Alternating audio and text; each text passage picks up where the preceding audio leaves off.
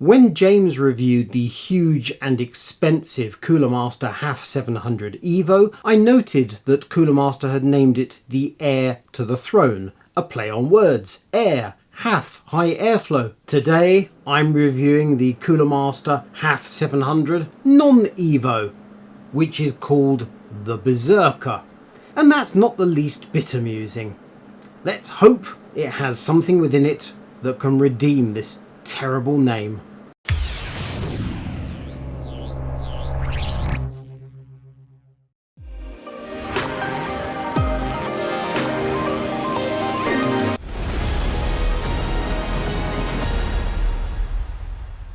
There are a handful of significant changes between the HAF 700 Evo that James reviewed and this non-Evo that I have here. The most obvious is the front panel. This has a regular mesh front panel.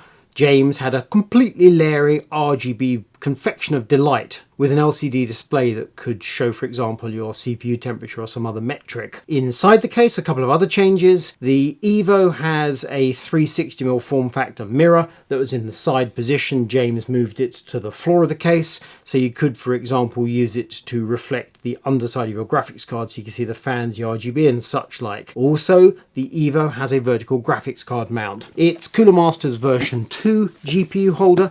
This is the brand new version 3. The version 2 retails at the minute for £45. This, which came out but a few days ago, is £65. And then we have the price difference. This non-Evo case is £350 here in the UK, or rather it will be, we are told by Cooler Master. And the Evo is £450. So £100 price difference. You don't get the front panel and the LCD. You don't get the vertical GPU holder. You don't get that mirror. If you allow for the vertical GPU holder, then £50 for the front panel, LCD and the mirror. I mean, isn't that like taking an Aston Martin and cutting the price by putting 15-inch wheels on it? I don't know. Seems a bit peculiar. Anywho, it's time for a Leo teardown of the HAF 700 non-Evo. The emphasis with the HAF 700 is on tool free, so we pull back the top panel. It will be supplied with a thumb screw just as a shipping device to make sure it doesn't all fall apart in transit. Off with the main side panel, which is quite hefty. Tempered glass, huge in size, lightly tinted. Move the case around, which is fun and games because it's so blooming large. The back panel, lots of ventilation. Away it comes. You'll see that those slots line up with this area here. We've seen the side-mounted radiator fan approach from Lianli and Corsair, among others. It's becoming more popular on high-end and enthusiast cases. Panel, it's a bit flexy.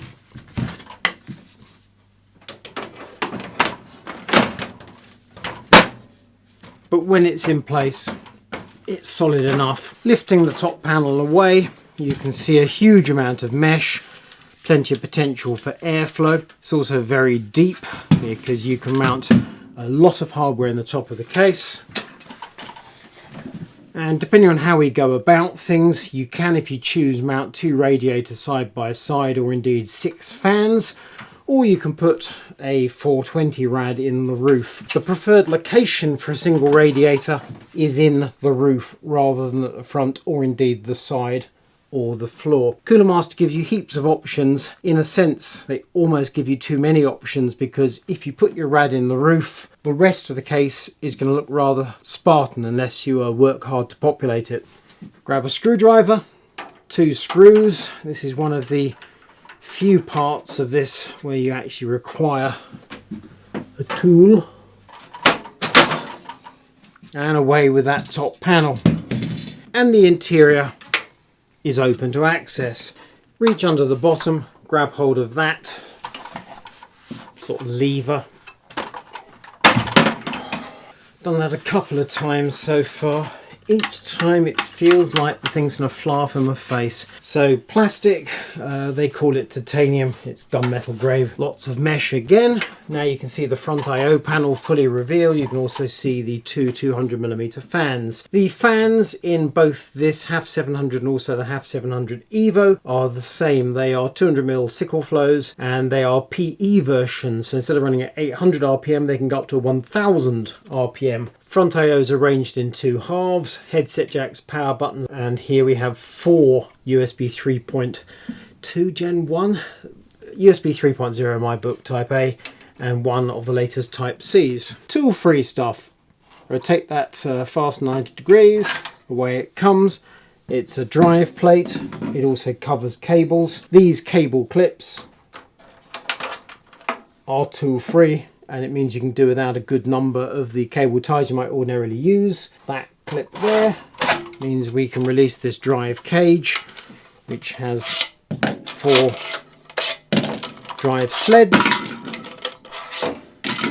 Using the accessories, you can populate the case with a great many 3.5 and 2.5 inch hard drives or SSDs. And here we have tool-free SSD mounts. The background in this compartment. Remove that thumb screw and that bottom radiator fan rack can move should you wish to show off your hardware. Release that clip there and we can remove that bottom unit with a sickle flow 120mm fan. That cable management plate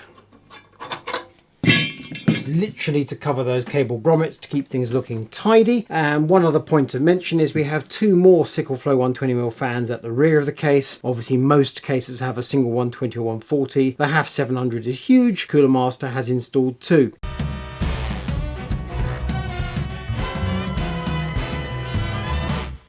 Let's take a look at what that means in practice. Cooler Master sent me 6 of their new Mobius fans. Somewhat curiously, 3 of them the new ARGB model and 3 the non-ARGB, i.e. well, they're not black actually, that's blue.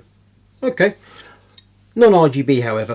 So I can put these 6 fans on the fan rack to go on the roof of the case. 2, 4 and 6.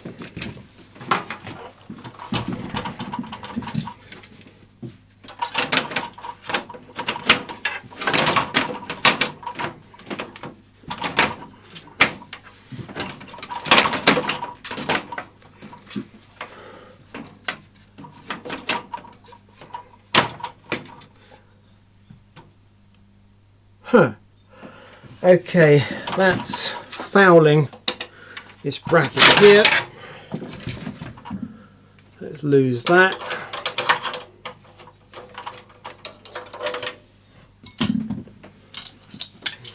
Looks like a cable cover. Doesn't appear to have any function other than cosmetic. Try that again. There we go. Put the 2 screws in.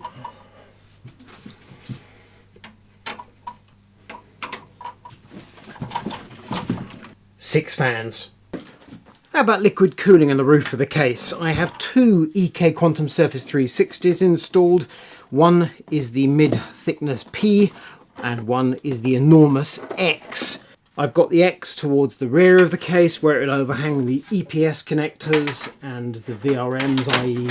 the part of the case that's generally sorely tight for space goes in without any difficulty whatsoever. There are a couple of gotchas to bear in mind. One is, if you're putting a rad in the front side of the top panel, you can only go so far forward because of the plastic clip that the side panel secures to, so you cannot run it all the way forward. Also, I tried using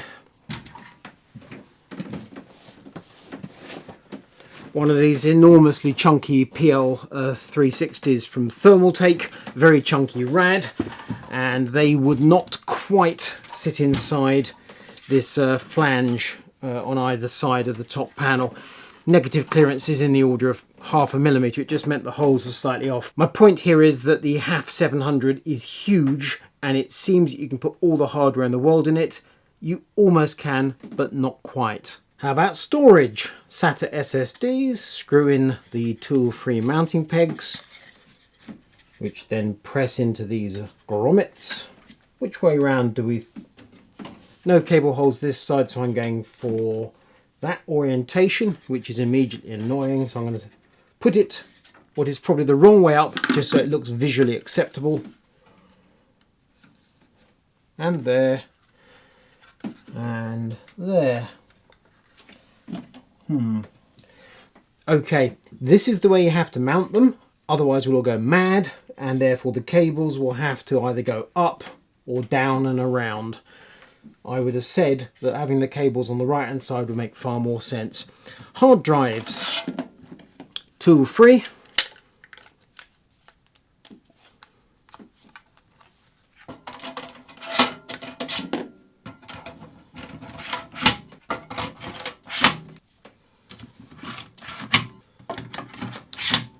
And 4. And now can I install this without the whole caboose falling on the floor?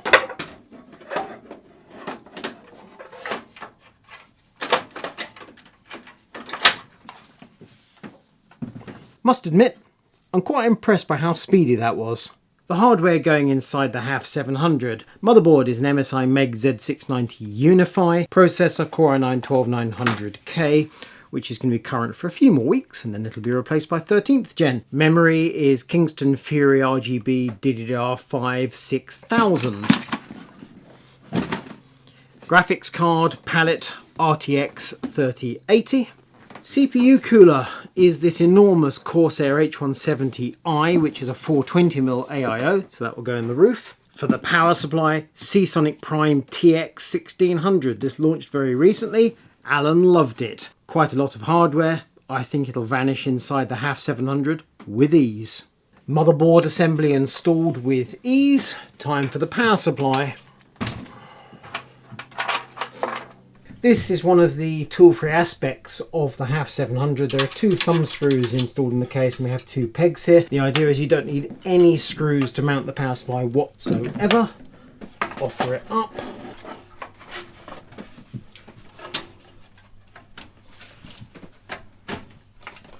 Slide it back.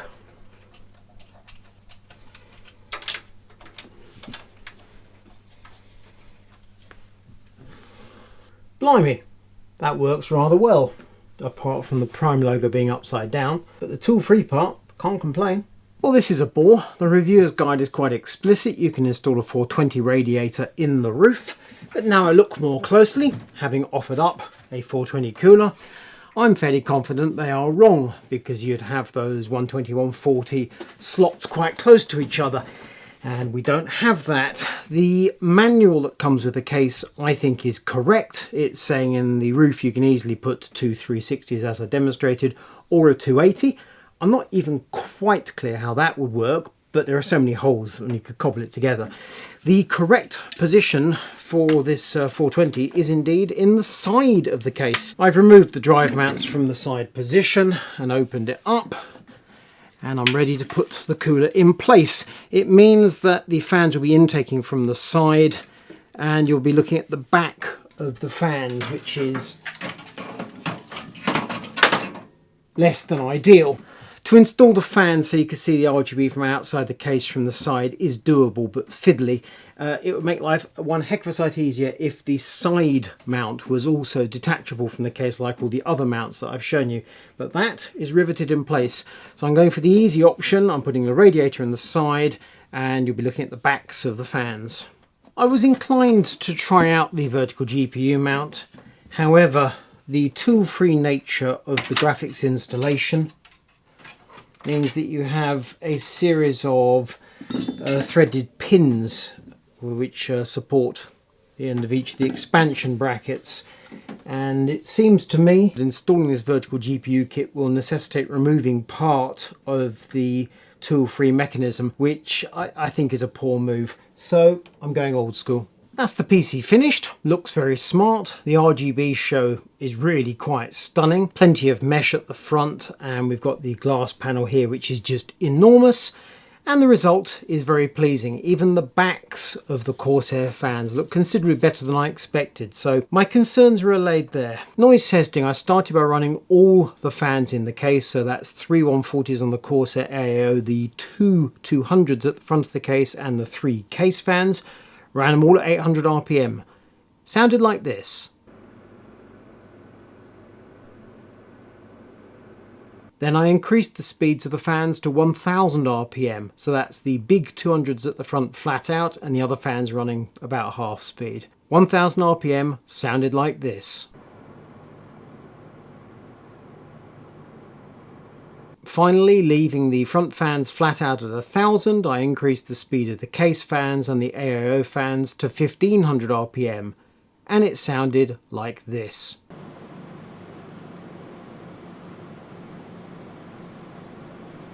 And what did that do for thermals? The ambient temperature here is 25 degrees, running a combination of TimeSpy stress test and Cinebench R23. We had a wall power draw of 610 watts, of which the CPU was pegged at 190 watts, that's 4.7 gigahertz for the i9-12900K, and the GPU was pulling about 300 watts. At 800 RPM, the CPU was at 87 degrees, the graphics at 81 degrees. Increasing the speed of the fans to 1000 RPM, the CPU dipped 1 degree to 86, the GPU 2 degrees to 79. Then ramping up the case fans and the AAO fans to 1500 RPM, we saw the CPU drop to 83 degrees and the GPU to 76.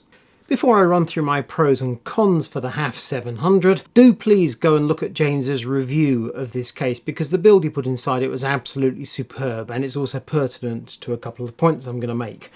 So my pros and cons. Pros, the good points. Tool-free removal and installation of hardware. James was impressed by this. I'm impressed by this. It's a good feature. You get a huge array of options for cooling. Go and look at James's video. He used a lot of hardware. I, by contrast, have used an AIO, which is scratching the surface of the potential of this case. And the HAF 700 provides an impressive RGB show through the mesh and glass. I think it looks superb. Cons, the negatives. It is very large and rather heavy. Obviously it depends what hardware you've got in it. The hardware in here is relatively basic. If you're packing the cooling hardware, you'll be adding kilos. And that gets to be quite a job hefting it around. The HAF 700 looks daft unless you fill it with hardware. There's so much space inside the case of this build, it is just crazy. The price, at £350, it's my view it makes sense to ignore the HAF 700 and go for the Evo at £450. It strikes me that the Evo is better value than this non-Evo case. Isn't that a funny old state of affairs? And finally, and this is a relatively minor point, the side radiator fan rack is riveted in place, and it would make life considerably easier if you could remove it to install your hardware. I'm giving this case 7 out of 10 and a worth considering award.